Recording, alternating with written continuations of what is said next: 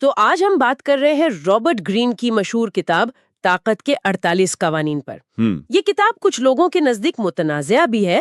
ہمارے پاس اس کے کچھ اقتباسات ہیں اور مقصد یہ ہے کہ ان میں جو اثر و رسوخ، حکمت عملی اور انسانی نفسیات کی باتیں ہیں نا، ان کو تھوڑا سمجھیں۔ بالکل، اور یہ شروع میں ہی صاف کر دینا ضروری ہے کہ ہم یہاں ان قانونوں کو صحیح یا غلط نہیں کہہ رہے ہیں، نہ ہی ان کی کوئی حمایت مقصود ہے۔ ہمارا کام تو بس ان میکینزمز کو سمجھنا ہے جو کتاب میں بتائے گئے ہیں۔ یعنی کیسے طاقت حاصل کی جاتی ہے، کیسے استعمال ہوتی ہے۔ ہاں، خاص طور پر جو تاریخی مثالیں دی گئی ہیں ان کی روشنی میں۔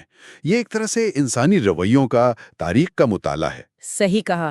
ان اقتباسات میں واقعی کئی دلچسپ، کبھی کبھی تو حیران کن مثالیں اور مشورے ملتے ہیں۔ چلیں پھر شروع کرتے ہیں۔ پہلا اصول جو ہمارے پاس ہے، اپنے آقا سے کبھی زیادہ نمایاں نہ ہو۔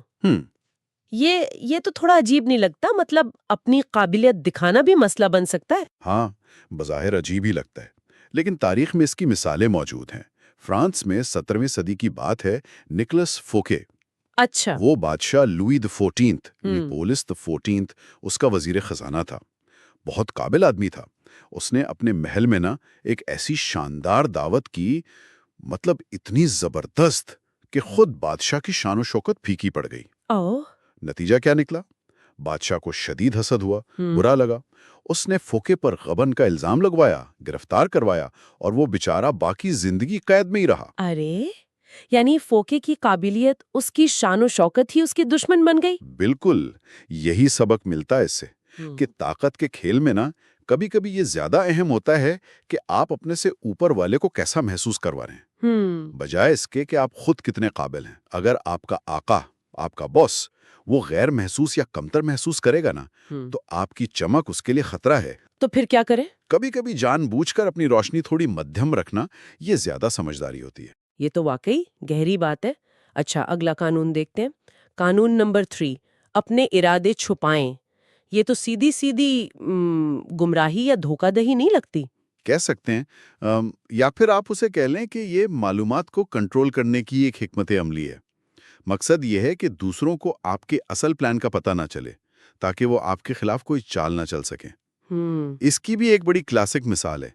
ایک مشہور امریکن کون آرٹسٹ تھا، یلو کڈ وائل۔ اچھا، کیا کیا اس نے؟ اس نے ایک شخص مسٹر گزیل، اس کو ٹھگنے کے لیے ایک جعلی باکسنگ میچ کا پورا ڈرامہ رچایا۔ جعلی باکسنگ میچ؟ وہ کیسے؟ وائل نے گزیل کو یقین دلایا کہ بھائی میچ تو فکسڈ ہے، تم شرط لگاؤ، پکا جیتو گے۔ اصل مقصد تو تھا گزیل سے شرط کے پیسے اینٹھنا۔ ٹھیک۔ لیکن وائل نے گزیل کی توجہ بڑھانے کے لیے ایک اور کہانی بیچ میں ڈال دی کہ وہ ایک لاج بیچ رہا ہے جسے گزیل کو بہت بڑا کمیشن ملے گا۔ اوہ، اچھا۔ اب گزیل کا سارا دھیان اس کمیشن پر لگ گیا، اور وہ اصل دھوکہ یعنی وہ فکسڈ میچ والی چال اس پر شک ہی نہیں کر سکا۔ یعنی ایک جھوٹا ہدف دکھا کر اصل مقصد چھپا لیا۔ بالکل، یہ دکھاتا ہے کہ لوگ اکثر ظاہری چیزوں پر توجہ دیتے ہیں، تو آپ ان کی توجہ کو غلط سمت میں لگا کر اپنے اصل ارادے محفوظ رکھ سکتے ہیں۔ مطلب لوگوں کو الجھائے رکھو۔ دلچسپ۔ اچھا جی، اب آتے ہیں قانون نمبر 5 پر۔ ساکھ پر بہت کچھ منحصر ہے، جان کی طرح اس کی حفاظت کریں۔ یہ بات تو کافی سمجھ میں آتی ہے، ریپوٹیشن۔ ہاں، یہ تو بہت بنیادی اصول ہے۔ آپ کی شہرت، آپ کی ساکھ، یہ آپ کی طاقت کا ایک اہم ستون ہے۔ لوگ آپ کے بارے میں کیا سوچتے ہیں، اس کا ان کے آپ کے ساتھ رویے پر بہت گہرا اثر پڑتا ہے۔ کوئی مثال؟ دوسری جنگ عظیم میں جرمن جنرل تھے ارون رومل۔ صحرا کی لومڑی کہتے تھے انہیں، ڈیزرٹ فاکس۔ اچھا۔ ان کی چالاکی اور ناقابل شکست ہونے کی شہرت اتنی زیادہ پھیل گئی تھی کہ دشمن فوجیں صرف ان کے نام سے ہی خوفزدہ ہو جاتی تھی۔ ہاں، ان کی ساکھ خود ایک طرح کا نفسیاتی ہتھیار بن گئی تھی۔ اور اس کے الٹ بھی کچھ ہوا ہے؟ مطلب ساکھ خراب ہونے کی مثال؟ بالکل، مشہور موجد تھامس ایڈیسن، انہوں نے اپنے حریف نکولا ٹیسلا، ان کو بدنام کرنے کی بڑی کوشش کی۔ اچھا، وہ اے سی ڈی سی والا معاملہ؟ وہی، ایڈیسن ڈی سی کرنٹ کے حامی تھے، ٹیسلا اے سی کے۔ ایڈیسن نے پبلک میں جانوروں کو اے سی کرنٹ سے مار کر دکھایا، یہ ثابت کرنے کے لیے کہ ٹیسلا کا سسٹم خطرناک ہے۔ اوہو! لیکن اس مہم کا اثر الٹا ہو گیا۔ لوگوں نے ایڈیسن کے اس کام کو غیر اخلاقی سمجھا، انتقامی سمجھا، اور اس سے ٹیسلا سے زیادہ خود ایڈیسن کی اپنی ساکھ کو نقصان پہنچا۔ تو اس سے پتہ چلتا ہے کہ ساکھ بنانے میں تو وقت لگتا ہے، لیکن اسے تباہ کرنا بہت آسان ہے، خاص طور پر اگر آپ دوسروں پر حملہ کرتے ہوئے حد سے گزر جائیں۔ صحیح، یعنی ساکھ ایک بہت نازک چیز ہے، اسے احتیاط سے سنبھالنا پڑتا ہے۔ اچھا، اگلا قانون ہے نمبر 11، لوگوں کو خود پر منحصر رکھنا سیکھیں، یعنی دوسروں کو آپ کی ضرورت رہے، ڈپینڈنسی پیدا کرنا۔ جی ہاں، خیال یہ ہے کہ اگر لوگ آپ پر انحصار کرتے ہیں نا، تو آپ زیادہ آزاد اور طاقتور ہوتے ہیں۔ اس کی ایک بڑی شاندار مثال ہے مائیکل اینجلو، مشہور آرٹسٹ، اور پوپ جولیس دوم کی۔ اچھا، ان کا کیا قصہ ہے؟ مائیکل اینجلو تھا تو باکمال فنکار، لیکن ساتھ میں بہت ضدی، منہ پھٹ قسم کا آدمی تھا۔ پوپ اس سے سسٹین چیپل کی چھت پر پینٹنگ کروانا چاہتے تھے، اور وہ جانتے تھے کہ بھئی اس لیول کا کوئی دوسرا آرٹسٹ ملے گا نہیں۔ ایک موقع پر تو مائیکل اینجلو پوپ سے جھگڑ کر روم ہی چھوڑ گیا، لیکن پوپ کو اس سے واپس منانا پڑا۔ کیوں؟ کیونکہ وہ اس کے ہنر پر منحصر تھے۔ بالکل، پوپ اس پر منحصر تھے، تو فنکار کی اس غیر معمولی قابلیت نے اس سے پوپ پر ایک قسم کی طاقت دے دی تھی۔ یہ قانون یہی کہتا ہے کہ لوگوں کو آپ کی ضرورت محسوس کرانا، خاص طور پر اس ڈر کے ذریعے کہ وہ آپ کو کھو دیں گے، یہ شاید محبت یا دوستی پر انحصار کرنے سے زیادہ قابل اعتماد حکمت عملی ہے۔ جب لوگ آپ پر منحصر ہوتے ہیں تو کنٹرول آپ کے ہاتھ میں ہوتا ہے۔ یہ تو کافی کیا کہیں سرد مہری والی سوچ لگتی ہے۔ خیر، اب دیکھتے ہیں قانون نمبر 13، مدد مانگتے وقت لوگوں کی ذاتی دلچسپی کو اپیل کریں، نہ کہ ان کی رحم دلی یا شکر گزاری کو۔ کیا واقعی احسان مندی، رحم دلی یہ چیزیں کام نہیں آتی؟ اس قانون کے مطابق اکثر نہیں، لوگ ماضی کے احسانات کا بوجھ اٹھانے کے بجائے اپنے موجودہ یا مستقبل کے فائدے کو زیادہ دیکھتے ہیں۔ قدیم یونان کی مثال لیں، کورسیرا اور کورنتھ شہروں میں جنگ چھڑ گئی۔ ٹھیک۔ دونوں نے ایتھنز سے مدد مانگی۔ کورنتھ نے ایتھنز کو یاد دلایا کہ بھئی ہم نے ماضی میں تمہاری مدد کی تھی، یعنی شکر گزاری کی بنیاد پر مدد مانگی۔ کورسیرا، جو پہلے ایتھنز کا دشمن رہ چکا تھا، اس نے بالکل مختلف بات کی۔ انہوں نے کیا کہا؟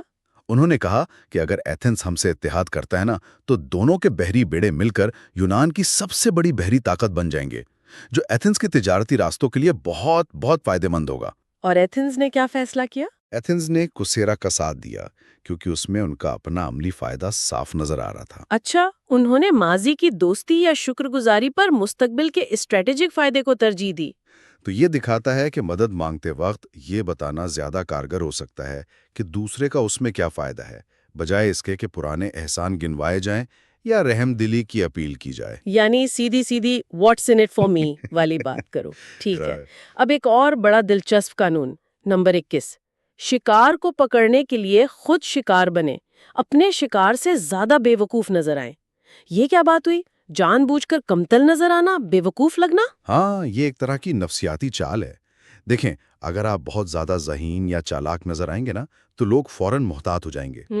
لیکن اگر آپ تھوڑے سادہ، ناسمجھ سے لگیں تو لوگ آپ کو کمتر سمجھیں گے، اپنا گارڈ نیچے کر دیں گے، اور شاید آپ سے فائدہ اٹھانے کی کوشش میں خود ہی آپ کے جال میں پھنس جائیں۔ اس کی کوئی مثال ہے؟ بالکل ہے۔ 1870 کی دہائی میں امریکہ میں دو آدمی تھے، فلپ آرنلڈ اور جان سلیک۔ انہوں نے ایک بہت بڑا فراڈ کیا تھا، دعویٰ کیا کہ انہیں ایک خفیہ ہیرو کی کان ملی ہے۔ اچھا۔ انہوں نے جان بوجھ کر خود کو بہت سادہ لو، بالکل دیہاتی قسم کے کانکن ظاہر کیا۔ مہنگے ہوٹلوں میں جاتے تو بے ڈھنگے کپڑے پہنتے، شہری آداب سے بالکل ناواقفیت دکھاتے۔ تو اس سے کیا ہوا؟ اس سے یہ ہوا کہ امریکہ کے امیر ترین تجربہ کار سرمایہ کار، یہاں تک کہ ٹفنی جولرز کے ماہرین تک، وہ سب ان کی اس ظاہری سادگی سے دھوکہ کھا گئے۔ واقعی؟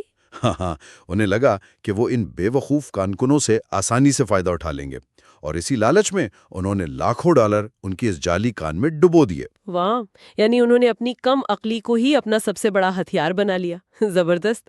اچھا جی، اب قانون نمبر 40، مفت کھانے کی توہین کریں، فری لنچ والی بات، اس کا کیا مطلب ہوا؟ مفت کی چیز تو سب کو اچھی لگتی ہے بھائی۔ یہ قانون دراصل خبردار کر رہا ہے کہ جو چیز مفت نظر آتی ہے نا، اکثر اس کی کوئی نہ کوئی پوشیدہ قیمت ہوتی ہے، کوئی شرط ہوگی، کوئی ذمہ داری ہوگی، یا پھر کوئی چال۔ مفت کی چیز کا لالچ آپ کو کسی جال میں پھنسا سکتا ہے۔ اس کی ایک مثال وہ ایل ڈوراڈو، سونے کے افسانوی شہر کی تلاش ہے۔ 16ویں صدی میں ہزاروں ہسپانی مہمجو وہ مفت سونے کے لالچ میں جنوبی امریکہ کے جنگلوں میں بھٹکتے رہے، ناقابل تصور مشکلات جھیلی اور اکثر تو موت کے منہ میں چلے گئے۔ یہ مفت لنچ کا تصور ہی تھا جو انہیں لے ڈوبا۔ لیکن کیا اس کا کوئی دوسرا پہلو بھی ہے؟ کیا فیاضی، سخاوت یہ کبھی طاقت نہیں دیتی؟ بالکل دیتی ہے، لیکن وہ ہوتی ہے سوچی سمجھی فیاضی، مفت کا لالچ نہیں۔ 19ویں صدی کے بینکر تھے بیرن جیمز ڈی روتھسچائلڈ۔ بیرن ڈے روتھسچائلڈ؟ ہاں، سنا ہے نام۔ تو جب وہ پیرس آئے تو یہودی ہونے کی وجہ سے فرانسیسی اشرافیہ انہیں قبول نہیں کر رہی تھی۔ تو انہوں نے کیا کیا؟ انہوں نے بے تحاشا پیسہ خرچ کیا، شاندار پارٹیاں دیں، آرٹ خریدا، ثقافتی منصوبوں کی دل کھول کر سرپرستی کی۔ اچھا۔ اس اسٹریٹجک سخاوت مطلب حکمت عملی کے تحت کی گئی فیاضی کے ذریعے انہوں نے آہستہ آہستہ پیرس کے معاشرے میں اپنی جگہ بنائی اور بے پناہ اثر و رسوخ حاصل کیا۔ تو فرق ہے؟ فرق ہے مفت کے لالچ میں اور حکمت عملی کے تحت خرچ کرنے میں۔ سمجھ گئی۔ یعنی مفت کی چیز سے بچو، لیکن خود ضرورت پڑنے پر دوسروں پر خرچ کرنے سے طاقت حاصل ہو سکتی ہے۔ یہ نکتہ اہم ہے۔ اچھا، اب قانون نمبر 46، کبھی بھی بہت کامل نظر نہ آئیں۔ Never appear to perfect. یہ تو کچھ پہلے قانون جیسا نہیں لگ رہا کہ آقا سے زیادہ نمایاں نہ ہو؟ ہاں، اس میں مماثلت تو ہے، لیکن یہ زیادہ وسیع ہے۔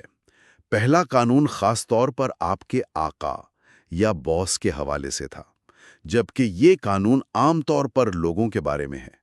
خیال یہ ہے کہ اگر آپ ہر لحاظ سے مکمل، بے عیب اور حد سے زیادہ کامیاب نظر آئیں گے نا، تو آپ دوسروں میں حسد پیدا کریں گے۔ جیلسی اور حسد خطرناک ہے؟ بہت خطرناک جذبہ ہے۔ لوگ آپ کی کامیابی سے جل کر آپ کو نقصان پہنچانے کی کوشش کر سکتے ہیں، خاموشی سے یا کھلم کھلا۔ تو پھر کیا کرنا چاہیے؟ اپنی کامیابی چھپانی چاہیے؟ ضروری نہیں کہ چھپائیں، لیکن اس کی بہت زیادہ نمائش نہ کریں۔ 15ویں صدی میں فلورنس کے کوسیمو ڈی میڈیچی وہ شہر کے سب سے طاقتور اور امیر آدمی تھے، لیکن انہوں نے ہمیشہ خود کو ایک عام شہری کی طرح پیش کیا۔ عوامی عہدوں سے دور رہتے، سادہ لباس پہنتے، دوسروں کو عزت دیتے۔ کیوں؟ وہ جانتے تھے کہ اگر انہوں نے اپنی طاقت اور دولت کی نمائش کی تو لوگ ان کے خلاف ہو جائیں گے، حسد کریں گے۔ کبھی کبھار اپنی چھوٹی موٹی کمزوریاں یا غلطیاں ظاہر کرنا بھی حسد کم کرنے میں مدد دے سکتا ہے۔ اس سے آپ زیادہ انسان لگتے ہیں، کم خطرہ محسوس ہوتے ہیں۔ یعنی تھوڑا سا نامکمل نظر آنا بھی ایک حکمت عملی ہو سکتی ہے۔ واو! اور آخر میں ہمارے پاس ہے قانون نمبر 48، بے شکلی اختیار کریں، ازیوم فارم لیسنس، یعنی کوئی مستقل شکل نہ اپنائیں، لچکدار رہیں۔ بالکل، اس کا مطلب ہے اڈیپٹیبلٹی، لچکدار رہنا، بدلتے حالات کے مطابق خود کو ڈھال لینا، پانی کی طرح بننا۔ پانی کی کوئی اپنی شکل نہیں ہوتی نا، جس برتن میں ڈالو اسی کی شکل اختیار کر لیتا ہے۔ جو چیز سخت ہوتی ہے، اٹل ہوتی ہے، وہ آسانی سے ٹوٹ سکتی ہے۔ جو لچکدار ہوتی ہے، بے شکل ہوتی ہے، وہ قائم رہتی ہے۔ اس کی کیا مثال ہے؟ قدیم یونان کی دو بڑی طاقتیں، اسپارٹا اور ایتھنز۔ ہاں، اسپارٹا ایک بہت سخت فوجی نظم و ضبط والا معاشرہ تھا۔ ان کے قانون، ان کا طرز زندگی صدیوں تک ایک جیسا رہا۔ وہ پتھر کی طرح سخت اور غیر لچکدار تھے۔ ایتھنز دوسری طرف زیادہ متحرک تھا، جمہوری، ثقافتی طور پر کھلا اور لچکدار شہر تھا۔ تو کیا ہوا ان کا؟ پیلوپینیشین جنگ میں اسپارٹا نے ایتھنز کو فوجی شکست تو دے دی، لیکن لمبے عرصے میں کیا ہوا؟ وہ سخت اور غیر لچکدار اسپارٹا آہستہ آہستہ کمزور ہو کر ختم ہو گیا، جبکہ ایتھنز شکست کے باوجود ثقافتی اور معاشی طور پر دوبارہ ابھرا اور پھلتا پھولتا رہا۔ کیونکہ وہ لچکدار تھے؟ کیونکہ وہ بدلتے وقت کے ساتھ خود کو بدل سکتے تھے، اڈیپٹ کر سکتے تھے۔ تو سبق یہ ہے کہ حالات کے مطابق ڈھل جانا ہی بقا اور طاقت کی کنجی ہے۔ ہاں، اس قانون کے مطابق تو یہی ہے۔ دنیا مسلسل بدل رہی ہے۔ اگر آپ کسی ایک نظریے یا حکمت عملی یا شکل سے سختی سے چمٹے رہیں گے نا، تو آپ وقت کے ساتھ غیر متعلقہ ہو جائیں گے۔ جو پانی کی طرح بہتا رہتا ہے، نئی راہیں تلاش کرتا رہتا ہے، وہی سب سے زیادہ محفوظ اور طاقتور ہے۔ ان تمام قوانین اور مثالوں کو دیکھ کر یہ بات تو واضح ہوتی ہے کہ طاقت کا کھیل بڑی حد تک انسانی نفسیات کو سمجھنے اور استعمال کرنے کا نام ہے۔ لوگوں کی کمزوریاں ہیں، ان کے محرکات ہیں، ان کے خوف، ان کی خواہشات، ان سب کو سمجھنا اور پھر اکثر بڑے باواسطہ طریقوں سے اپنی حکمت عملی بنانا۔ بالکل، اور جیسا ہم نے شروع میں کہا تھا، ہمارا مقصد صرف ان حرکیات کو سامنے لانا تھا جو ان تحریروں میں بیان کی گئی ہیں۔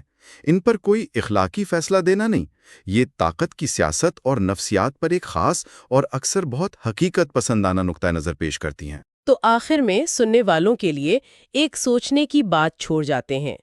ان تحریروں میں بار بار اس بات پر زور دیا گیا ہے کہ ماضی کا جائزہ لینا، خاص طور پر اپنی غلطیوں کا، یہ سیکھنے کے لیے بہت ضروری ہے۔ ایک جگہ کہا گیا ہے کہ پیچھے دیکھنے والی آنکھ کا اصل مقصد خود کو مستقل تعلیم دینا ہے۔ تو سوال یہ ہے کہ اگر ہم اپنے ماضی کے تعلقات، اپنی کامیابیوں اور ناکامیوں کو ان قوانین کے زاویے سے یا کسی اور تجزیاتی زاویے سے دیکھیں تو کیا ہمیں مستقبل میں حالات سے بہتر طور پر نمٹنے کے لیے کچھ کارآمد نمونے، کچھ سبق مل سکتے ہیں؟ یہ یقیناً غور کرنے کے لائق بات ہے۔